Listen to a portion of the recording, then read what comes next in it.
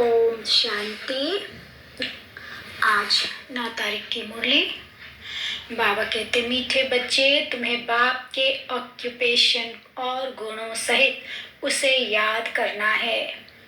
बाबा क्या करता है और उसके गुण क्या क्या हैं, इसके साथ बाबा को याद करना है। याद से ही तुम विकर्माजीत बनेंगे, विकारों की मैल भस्म होगी।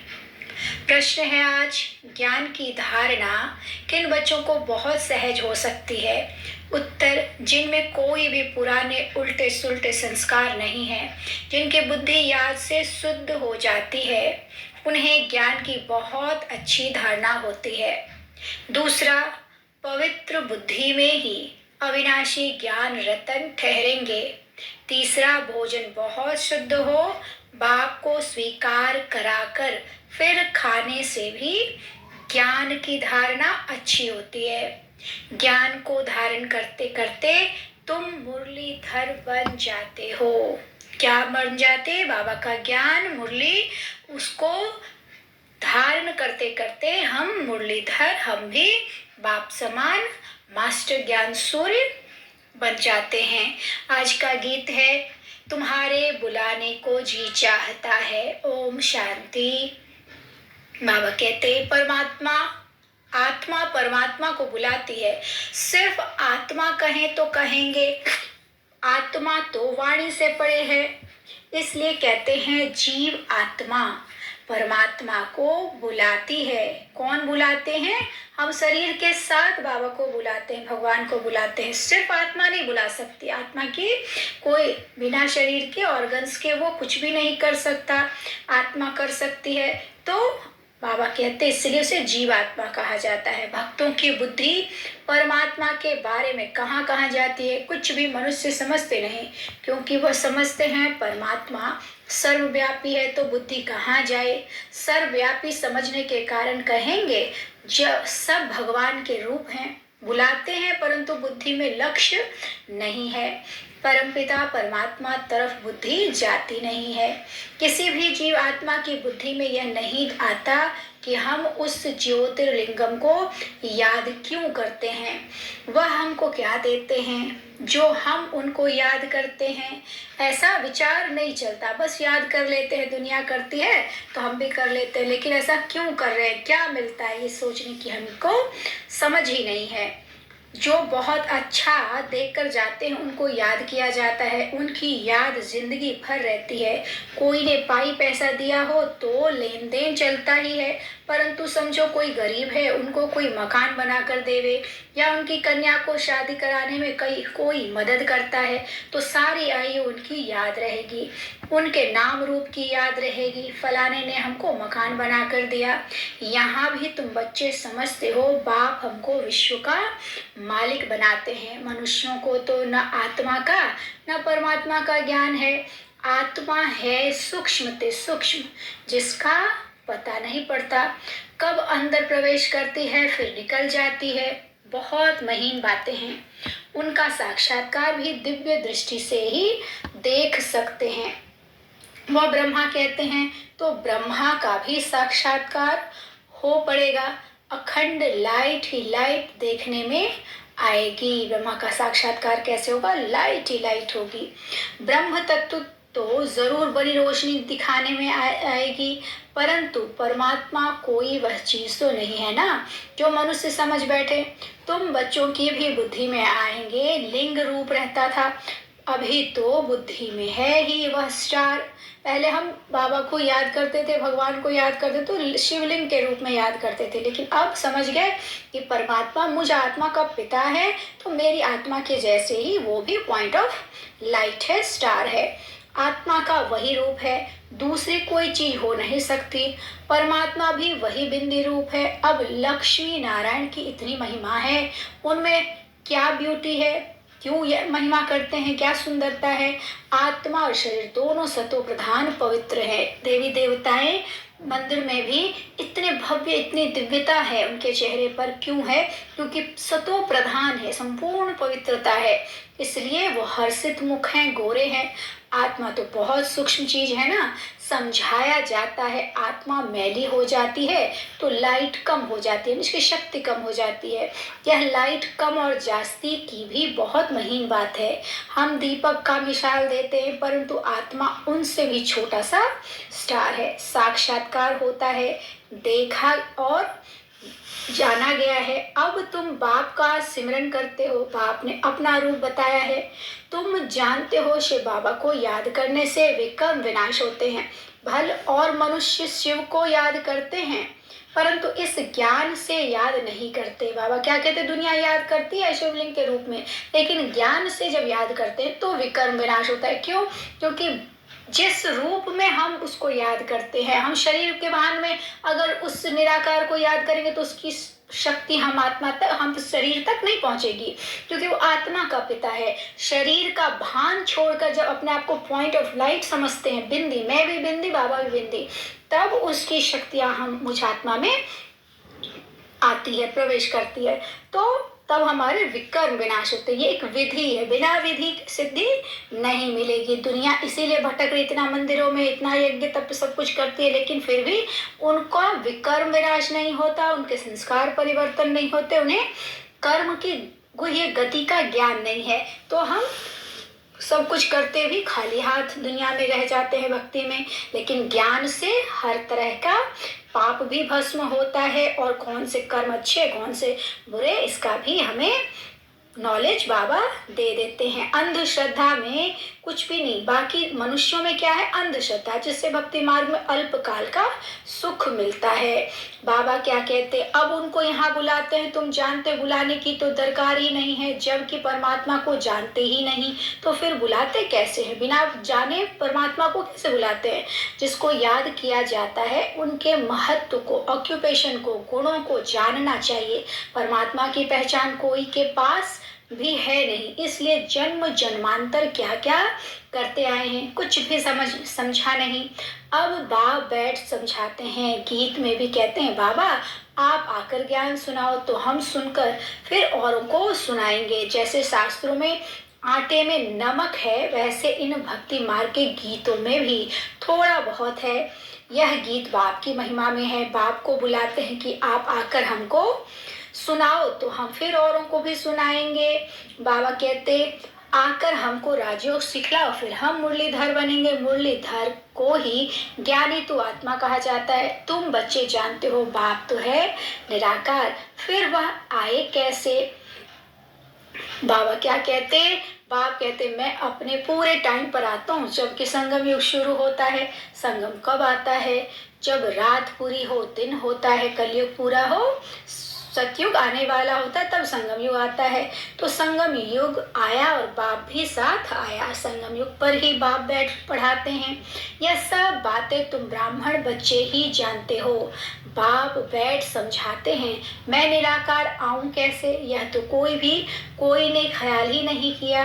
मैं निराकार हूँ, मैं कैसे आऊं? बाबा पूछते, लेकिन इस दुनिया को कुछ पता ही नहीं है।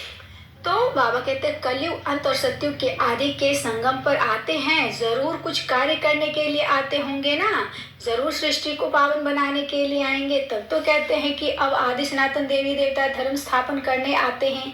कैसे आते हैं यह भी कोई को नहीं पता। बाप को आकर प्रजा रचनी है, वह राजयोग सिखलाना है, तो किसको सिखाएंगे? सतयुग आदि में तो है देवता वर्ण, उसके पहले है ब्राह्मण वर्ण, तो जरूर ब्रह्मातन में आकर ब्राह्मण वर्ण रचना पड़े। ब्रह्मा को कहा ही जाता है प्रजापिता।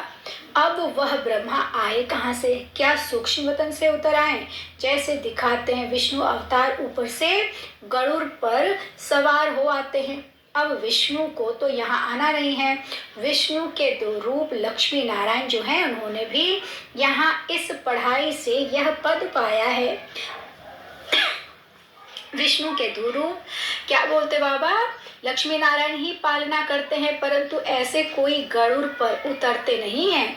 फिर भी वहाँ लक्ष्मी नारायण की आत्मा कोई इकट्ठी नहीं आती है। पहले नारायण की आत्मा आएगी, फिर लक्ष्मी की आएगी। स्वयंवर करेंगे कहाँ? सतयुग में। बाबा कहते स्वयंवर करेंगे तब विष्णु युगल रूप कहलाएंगे, लक्ष्मी नारायण को ही विष्णु कहेंगे। राधे कृष्ण बरोबर विष्णु के दो रूप है, छोटेपन में भी दिखाना पड़े ना, यह बातें और कोई जानते नहीं। हर बात को क्लियर करके बाबा समझाते कि राधे कृष्ण का ही स्वयंवर के बाद नाम बदली होता और वही लक्ष्मी नारायण बनते हैं।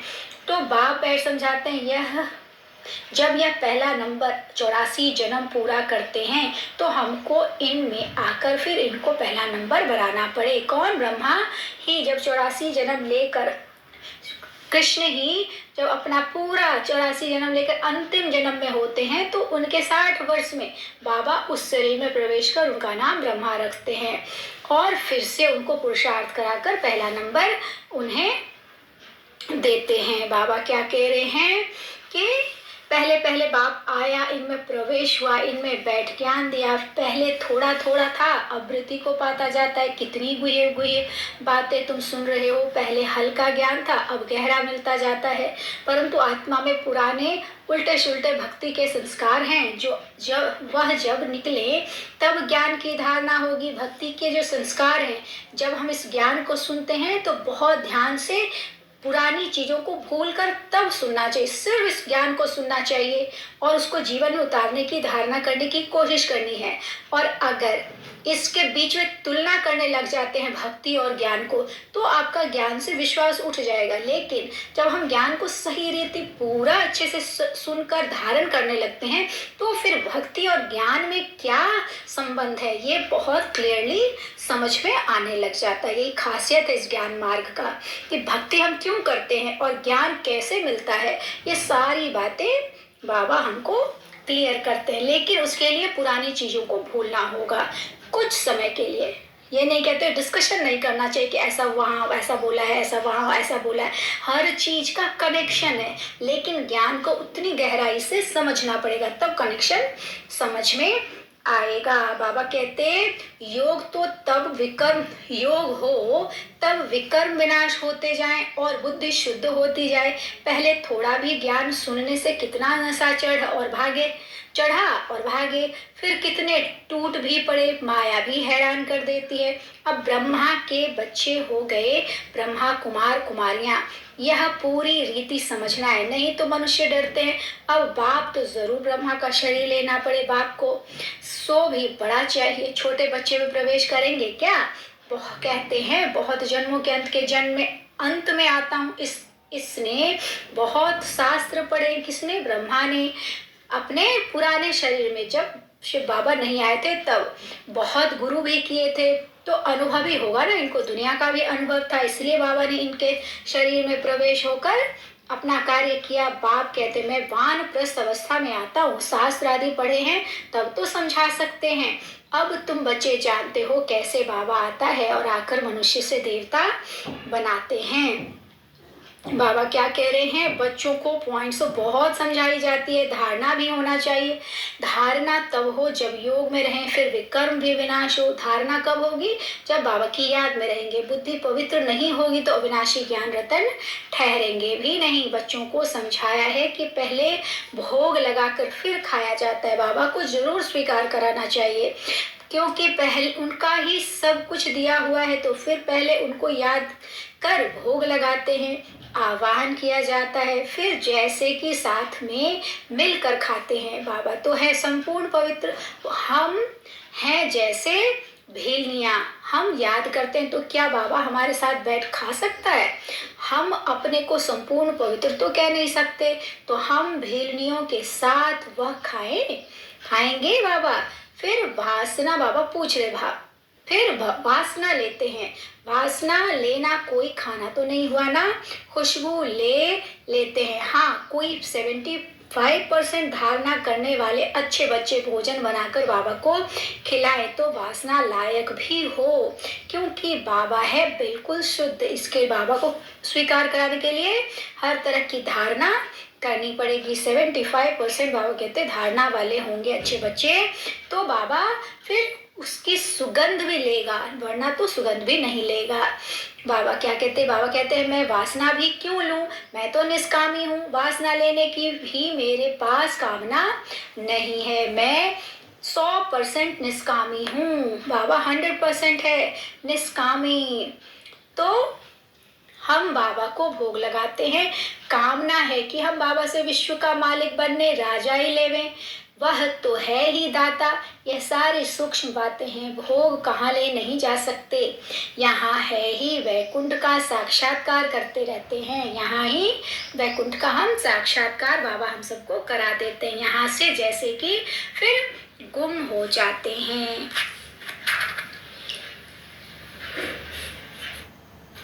अच्छा, मीठे मीठे सिक्की लगे बच्चों प्रति माता पिता बाप दादा का याद प्यार और गुड मॉर्निंग। रूहानी बाप की रूहानी बच्चों को नमस्ते। हम रूहानी बच्चों की रूहानी बाप दादा को नमस्ते बाबा, नमस्ते। शुक्रिया बाबा, शुक्रिया। अब धारणा के लिए मुख्य सार पहला, बाप भल निष्कामी है लेकिन भोजन का भोग जरूर लगाना है। बहुत शुद्धि से भोजन बनाकर बाबा के साथ बैठकर खाना है।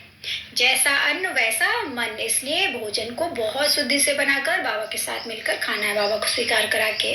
दूसरा, इस रुद्र यज्ञ में योग बल से अपने पाप स्वाहा करने हैं। आवाज में नहीं आना है, चुप रहना है। बुद्धि को योग बल से पवित्र बनाना है। बाबा कहते हैं डिस्कशन नहीं करना चाहिए, मतलब कम से कम बोलने की कोशिश करनी चाहिए ताकि हमारे में शक्ति जमा हो। और हमारी आंतरिक शक्ति ही इतनी पावरफुल होनी चाहिए कि हमारे संकल्प सिद्ध होने लग जाए। हम क्या कार्य कर रहे हैं? भगवान के साथ मिलकर विश्व परिवर्तन का कार्य कर रहे हैं, सबको दुख से छुड़ा के सुख में ले जा रहे हैं। तो इसलिए बाबा कहते आवाज में ज्यादा नहीं आना चाहिए। बुद्धि को योग बल से पवित्र बनाना है। आज का वरदान है, न्यारे और प्यारेपन की विशेषता द्वारा बाप के प्रिय बनने वाले निरंतर योगी भव।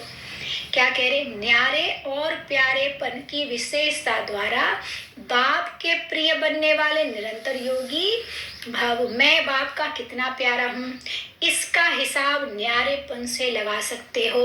अगर थोड़ा न्यारे हैं बाकी फंस जाते हैं, तो प्यारे भी इतने ही होंगे। जो सदा बाप के प्यारे हैं उनकी निशानी है स्वतः याद। प्यारी चीज स्वतः और निरंतर याद रहती है, तो यह कल्प कल्प की प्रिय चीज है। ऐसी प्रिय वस्तु भूल कैसे सकते? कौन है प्रिय? शिव बाबा, जिसने हमें बिना स्वार्थ के हमको विश्व की बादशाही हर भी दे रहा है और हर दुख तकलीफ से भी छुड़ा रहा है, कदम कदम पर साथ देता है। तो ऐसी प्रिय वस्तु भूल कैसे सकते? भूलते तब हो जब बाप से भी अधिक कोई व्यक्ति या वस्तु को प्रिय समझने लगते हो। बाबा क्या कह रहे हैं? किसी को भी प्रिय नहीं समझना चाहिए, क्योंकि कुछ भी काम नहीं आने वाला। अगर सदा बाप को प्रिय समझो तो निरंतर योगी बन जाएंगे। जितना बाबा की याद में रहेंगे उतना दुनिया बुद्धि से छूटता जाएगा, मोह टूटते जाएंगे। सबको करना जरूर है, जिनसे जो लिया है दिया है वो तो हमको देना ही होगा, चुकाना ही पड़ेगा, लेकिन बुद्धि फंसी ना रहे कहीं भी। इसलिए बाबा की निरंतर याद से कोई भी कर्म करेंगे तो हम फंसेंगे नहीं, न्यारे और प्यारे बन जाएंगे। आज का स्लोगन है, जो अपने नाम मान और शान का त्याग कर बेहद सेवा में रहते हैं वही परोपकारी हैं। जो अपने नाम मान और शान का त्याग कर बेहद सेवा में रहते हैं वही परोपकारी हैं। ओम शांति।